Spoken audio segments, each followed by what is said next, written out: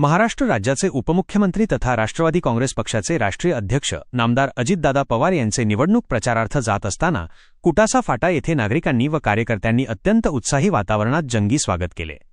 या स्वागत समारंभाचे आयोजन विधान परिषदेचे आमदार अमोलदादा मिटकरी यांच्या मार्गदर्शनाखाली करण्यात आले होते। राष्ट्रवादी युवक काँग्रेसचे जिल्हाध्यक्ष अमोल काळणे यांच्यासह गावातील आणि पंचक्रोशीतील नागरिकांनी दादांच्या स्वागतासाठी मोठ्या प्रमाणात गर्दी केली होती।